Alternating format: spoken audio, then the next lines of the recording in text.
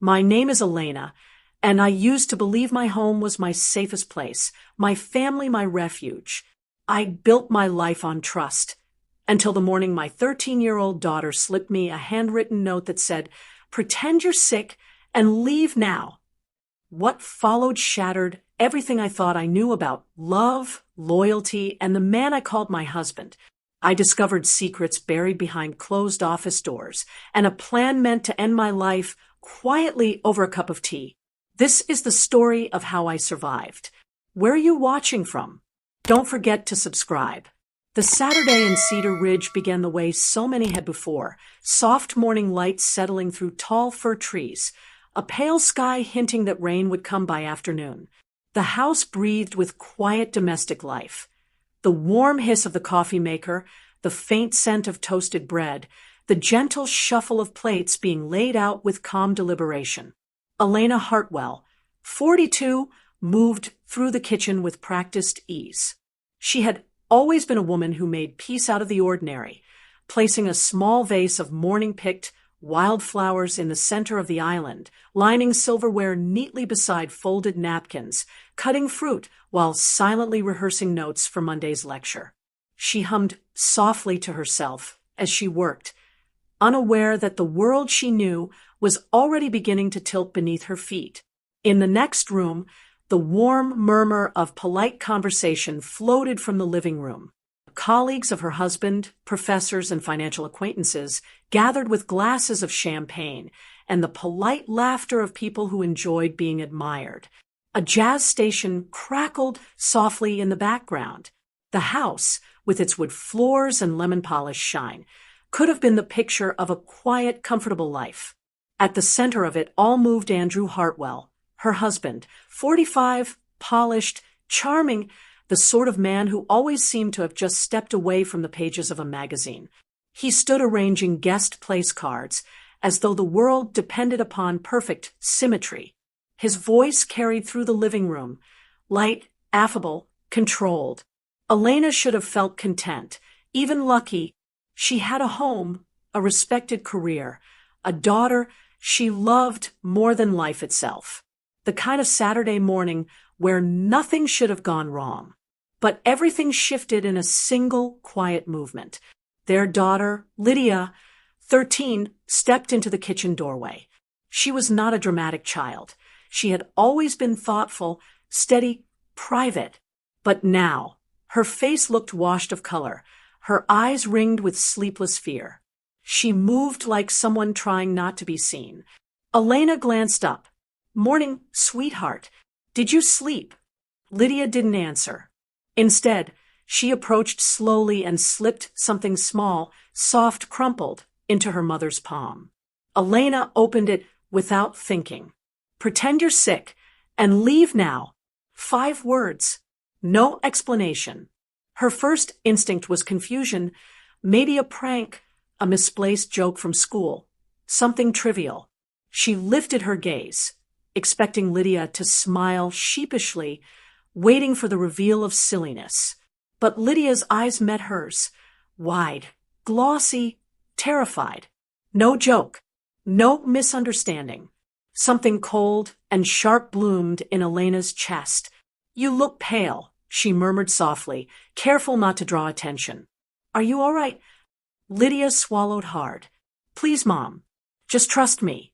Before Elena could ask more, Andrew entered the kitchen, a towel tossed casually over his shoulder, his tie undone in a way meant to look effortlessly charming. "There you are," he said with a smooth smile. "Where do you want the coffee served?"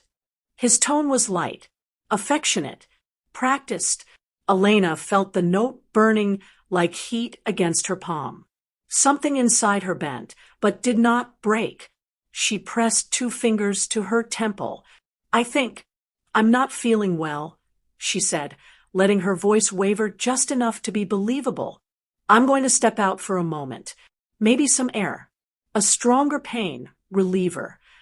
Andrew's smile paused only a fraction, almost imperceptible, but enough that she saw it. Concern or calculation. "You'll be fine," he said gently. "But go if you need to. I'll keep everyone entertained. I'll take her, Lydia said quickly, as though the words had been waiting behind her teeth. He nodded, dismissing them with the easy warmth of a man who believed he controlled the room. Elena and Lydia stepped into the gray drizzle outside, the door closing behind them, muffling laughter and clinking glass as if sealing away another world entirely. Only when they were in the car, engine humming, windshield blurring with rain, did Lydia speak. "Mom." Her voice broke, a small whimper of terror. "He's going to kill you." The words landed like a blow. Elena gripped the wheel until her knuckles whitened. "Lydia, slow down. Tell me everything. What did you hear?" Lydia's hands shook around her phone. "Last night, I went downstairs for water. Dad didn't hear me. He was in the office. He was on the phone. He said," her voice cracked, "he said he was going to put something in your tea. Today. This morning. Something that would look like a heart attack." Elena's stomach twisted, a dizzy sway of disbelief, grief, denial. "Sweetheart, you could have misunderstood. Maybe it was something else. Maybe—" No, Lydia unlocked her phone. "I recorded part of it. And, Mom, I found this." She held up a screenshot. A $1.8 million life insurance policy. Elena's name listed as the insured. Another image. Multiple transfers totaling $160,000 quietly removed from her personal savings. And debt. Massive, layered, hidden. Lydia whispered, voice trembling, "He's desperate, Mom." He said the payout would fix everything. Rain tapped the windshield softly, almost tenderly, in complete contrast to the shattering inside Elena's chest. She forced air into her lungs. "If this is true, we go to the police," she said, but the words felt weaker than she'd intended. Lydia shook her head quickly. "He's already been telling people you've been forgetful, confused, like you're unwell. He's setting up the story. If you go with just this, he'll say you're unstable." Elena went still. She remembered Andrew, laughing while telling his colleagues, Elena's always misplacing her keys lately. Andrew, asking the doctor about her sleep, her stress levels, the small planted seeds, the groundwork for doubt. Elena stared forward, the road back to their house reflecting gray and wet under the clouds. Her voice came out like a whisper of steel. "Then we go back," she said. "We gather proof, real proof. And this time, he doesn't get to write the story." Lydia nodded, resolute now, no longer just frightened. They turned the car around. The house, once warm, now waited like a trap. They walked in with faces calm, controlled. Andrew looked up, smiling, unaware or pretending to be. Elena smiled back. The performance had begun. Upstairs, the house fell quiet. Lydia slipped into Andrew's office, fingers trembling over drawers and files. Elena waited at the landing, pulse pounding like a drum. Minutes stretched thin, fragile, ready to snap. Then her phone buzzed. Lydia found something. And Elena knew there was no turning back.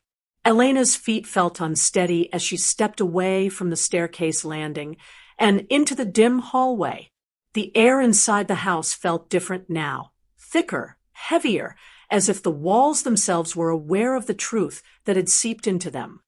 Her own life was no longer part of that laughter. She was standing on the edge of something dark and irreversible. She moved quietly toward Andrew's office. The door was cracked open. Inside, Lydia stood motionless, her small frame silhouetted against the faint late morning light pushing through the blinds. She had her phone raised, capturing everything. "Mom," she whispered, barely audible. "Look." Elena crossed the room, forcing her breathing to stay even. The office smelled of leather, coffee, and the faint metallic tang of printer ink. Andrew always kept things immaculate, every pen aligned, every paper stacked. It was a room built for control, for carefully managed appearances. But the drawer was open, and inside lay the danger. A small amber glass vial. No label, just clear fluid shimmering faintly under the thin strip of light. A vial that did not belong to any prescription or kitchen spice or harmless supplement. No label. No manufacturer. Designed to disappear into tea. Beside the vial, the notepad.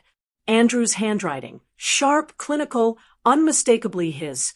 Guests, 10:30. Tea, 11:45. Symptoms, nausea, weakness. Affect window, 15 to 20 minutes. Call ambulance, 12:10. Report, sudden collapse/heart event. A schedule, a death choreographed to the minute. Her death. Elena's hands trembled, but she did not allow herself to break. Not yet. She had to think, to observe, to act. She leaned closer. Lydia, she breathed, take pictures of every page. Every page. Lydia nodded, her fingers shaky but decisive. Snap, snap, snap. Each image a small salvation. The faint murmur of voices downstairs continued, but Elena could feel Andrew in the house, not as a presence of warmth, but like a predator in a cage of manners. She felt him even before his footsteps sounded. And then they did. Slow, steady, coming up the stairs. Elena's pulse slammed in her ears. Put the vial back, she whispered sharply. Close the drawer. Make it look untouched. Lydia slid it back into place, lowering the drawer with a care so delicate it nearly broke Elena's heart. The footsteps stopped outside the door. The knob turned. Lydia's face went pale. And then the door swung open. Andrew stood in the doorway, a mug in his hand, steam rising from it. His expression was casual, but something colder sat beneath the surface of his eyes, something that had always been there, but hidden behind charming dinners and polished compliments. There you two are, he said with a smile that was a little too measured. You disappeared on me. Elena swallowed and stepped slightly in front of Lydia, just enough to feel protective without seeming obvious. We're fine, she said. She forced a small laugh. Lydia wanted to show me something for school. Lydia nodded quietly. A poem. For English. Andrew's eyes drifted to the desk, to the drawer, to the faint imprint of movement that only someone meticulous, someone obsessive, someone watching would notice. But his expression didn't change. He lifted the mug. I brought you tea, sweetheart, chamomile, honey, just the way he always made it. Elena stared at it. She didn't reach for it. Her refusal was subtle, but unmistakable. She smiled, soft, weary, normal. I appreciate it, Andrew, really, but my stomach is unsettled. Maybe later, once I lie down. Even a harmless refusal carried the weight of accusation now. Andrew's smile flickered, brief, barely there, but it flickered. He stepped inside the room. Slowly, quietly, the air shifted around him. You should drink it while it's warm, he murmured. Not a suggestion. Not anymore. Lydia tightened her grip on Elena's hand. Elena held Andrew's gaze. Her voice was gentle, but firm. I just need a moment to breathe. I'll join you in a bit. The moment stretched. Too long. Too thin. Finally, he exhaled through his nose, a smile smoothing back into place, though the warmth was nowhere in his eyes now. As you wish. He stepped backward, out of the doorway. But then, clink, the soft, unmistakable sound of a lock turning. Elena rushed forward and grabbed the door handle. It didn't move. He had locked them in. Andrew's voice drifted through the wood, light, almost sing-song. Get some rest, darling. Both of you. I'll come check on you soon. His footsteps moved down the hallway. Not fast, not slow. Measured, calculated. Elena pressed her palm flat against the door, breathing hard. He knows, Lydia whispered, voice cracking. Yes, Elena said. He knows. Silence swallowed the room. Not safe, but suffocating. They had minutes. Maybe less. Elena scanned the room, the window, their exit. Help me, Elena said, her tone turning sharp with determination she didn't fully know she possessed. They tore the sheets from the guest bed. The woven cotton was thick, sturdy. Lydia began knotting them with urgent, shaky hands, while Elena tied them to the leg of the heavy oak desk, double loop, reinforced knot. It held. Elena tugged. Strong enough. The rain outside slicked the window pane. The ground below, wet grass, slick stone, risk. But staying meant death. Lydia climbed first. Her small hands gripped the knotted sheet. Her feet slid, her breath fast, but she didn't freeze. She descended, one small footstep at a time. Elena leaned out the window, watching, heart pounding in her throat. Then Lydia dropped the last few feet, stumbled, and caught herself. Mom, come on. Elena swung her leg over the sill. Behind her, the door rattled. Andrew was coming back. His voice, closer this time, no charm left. Elena, open the door. She didn't look. She didn't answer. She climbed. The wind slapped her face, cold and biting. Her ankle twisted as she slipped halfway down, but she clung on. Andrew's fists slammed against the door. Elena! She let go. The ground rushed up. She landed hard, pain shooting up her leg, hot and electric. She cried out, grabbing Lydia's shoulder for balance. No time to stop. Run, Elena gasped. They sprinted, across the lawn, over wet grass, toward the back fence. Mud splashed under their feet. Behind them, the back door flew open. Andrew burst out. No mask, no civility, just raw fury. Elena! They climbed the fence, Lydia first, then Elena pushing past pain that felt like fire. They dropped into the alley. Rain swallowed their footprints. They ran, and kept running.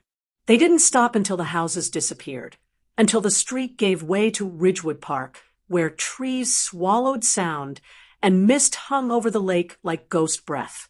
Only then, only when the world grew quiet again, did Elena allow herself to collapse onto a cold wooden bench. Her breath was broken. Her leg throbbed. Her body shook. But Lydia was alive beside her, and she was alive. For now, Elena took her daughter's face in her hands, her voice steady even through pain. We made it out, she whispered. But this isn't over. Not yet. Not even close. Lydia nodded, tears streaking her cheeks.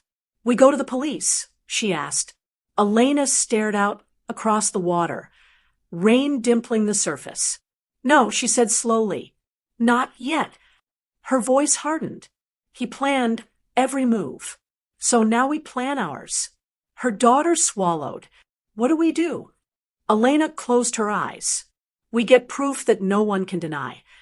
And somewhere behind them, in that bright, lovely cedar house with its perfect windows and polished floors, Andrew Hartwell was realizing he had lost control. We sat on that damp bench for a long time, the mist settling on our hair, the lake rippling in small, shivering rings. I could feel my heartbeat in my ankle, sharp and pulsing, but the greater ache lived in my chest, the kind of pain that doesn't come from muscles or bruises, but from realizing that the person who promised to protect you was the one sharpening the knife. Natalie leaned against me, breathing in uneven little pulls. Her hands were still trembling, though her face had gone oddly calm, the kind of calm that follows a shock too large to understand. Mom, she whispered, what do we do now? We don't run, I said. Not anymore. My voice surprised me. It did not shake. I had spent years believing in conflict, resolved through kindness, through conversation, through patience. I had spent years believing marriage was built on honesty and steady compromise. But I had also grown up the daughter of a woman who taught me something quieter, something harder. When someone tries to erase you, you do not let them write the ending. I looked at my daughter. Every decision now had to serve one truth. We live. We stay free. We make sure no one can twist this into madness or misunderstanding. We need evidence no one can deny, I said. Evidence that doesn't come from just us. Natalie nodded slowly. The vial, the notebook, the insurance, the bank transfers. We already have pictures. Pictures can be dismissed, I said. We need the vial itself, and we need to tie it directly to him. The rain thickened, hushing the world into quiet. My mind began to arrange pieces. Cold, methodical, like arranging lecture notes, like assessing a thesis. When he realizes we escaped, I said, he's going to be careful. He'll hide things, destroy things, reframe the story. Natalie shivered.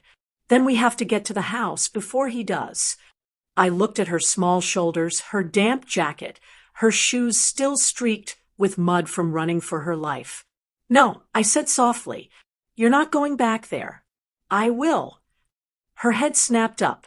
Mom, no. I cupped her cheek. You are the reason I'm still breathing. I need you safe. Her eyes brimmed, but she didn't argue further. There was one place she would be safe. One person Andrew couldn't manipulate, someone who had seen too much of his polished charm and never believed in it. My sister, Claire. She lived 15 minutes north, in a small bungalow lined with plants and art supplies. She had always said Andrew's smile looked like something wearing a smile, and I had laughed her off for 10 years. I wasn't laughing now. We called her. She answered on the first ring. Her voice cracked when she heard the tremor in mine. Where are you? Ridgewood Park, I said. I need you to come. I need you to take Natalie. Don't ask questions yet. Say no more. I'm on my way. She arrived in 11 minutes, breathless, her paint-smeared sweatshirt hanging off one shoulder. The moment she saw my leg and Natalie's face, she understood. We didn't speak much. The explanation was short and sharp and ugly. Claire wrapped her arms around my daughter and said, You stay with me. I've got you. Natalie looked at me, terrified to let go. I kissed her forehead. I'm coming back, I said. I promise you that. But I need to finish this. Her voice broke. Please be careful. I nodded once. Then I turned and limped toward the edge of the park, toward the street, toward the house I had once believed was safe. The sky had darkened by the time I reached Green Valley again. The neighborhood was quiet now. The brunch crowd had gone home. The world had reset its face. The house stood perfectly still. I did not go to the front door. I went through the back, through the fence we had climbed hours earlier, through the wet grass that still held the shape of our flight. The kitchen was silent when I slipped inside. The radio was off. The coffee had cooled in the pot. A wine glass sat on the counter, a faint red ring like a bloodstain on porcelain. I moved, slowly breathing through the pain in my ankle. Andrew was at the table. He sat still and composed, hands folded, as though he'd simply been waiting to discuss something trivial. He didn't startle when I entered. His expression was calm. Too calm. Welcome home, he said. My pulse spiked, but I didn't let him see it. Where is the vial? I asked.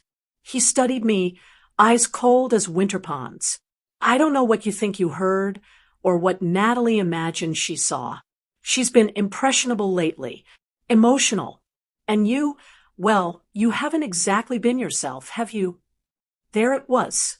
The story, the rewrite, the narrative he wanted the world to believe. I didn't argue. I didn't raise my voice.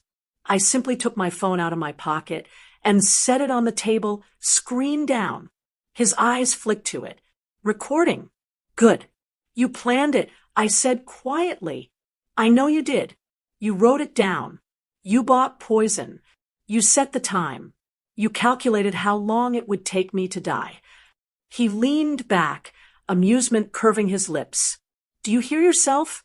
Do you realize how paranoid you sound? You left a perfectly normal brunch to go running through town with a child in the rain. And now you're breaking into your own home. The door behind me creaked. And then, footsteps, not his. Police uniforms flooded the doorway, blue, steady, unhurried. Because I had stopped at a gas station on the walk back. Because I had walked straight to the counter and said, I need help. My husband is planning to poison me. I have evidence. Because I had handed them my daughter's phone. The images had spoken for themselves. The recording had been enough to get them in the door. Andrew's face shifted, not to fear, but to something uglier. Rage uncovered. He stood, but the officers were already beside him. He tried to speak, calm, measured, confident. He tried to perform. He tried to narrate. But this time the story did not belong to him. This time, truth arrived before charm had time to put its shoes on. They found the vial exactly where Natalie had left it. They found the financial records on his hard drive. They found the insurance policy printouts in his desk drawer. They arrested him in the kitchen, where he had almost killed me. He didn't look at me as they led him out. He didn't have to. I already knew who he was now. Weeks passed. Court filings, statements, depositions, police reports, the slow machinery of justice grinding into motion. I moved into Claire's house with Natalie. We took walks every morning. We cooked dinner together. We relearned quiet. Sometimes I still wake to the memory of that morning, the note in my hand, the taste of rain, the slam of a locked door. But more often, I wake to my daughter's laughter in the kitchen, making pancakes badly, singing off key. I am alive. She is safe. And like all stories written in the first person, I'm the one who gets to end this one.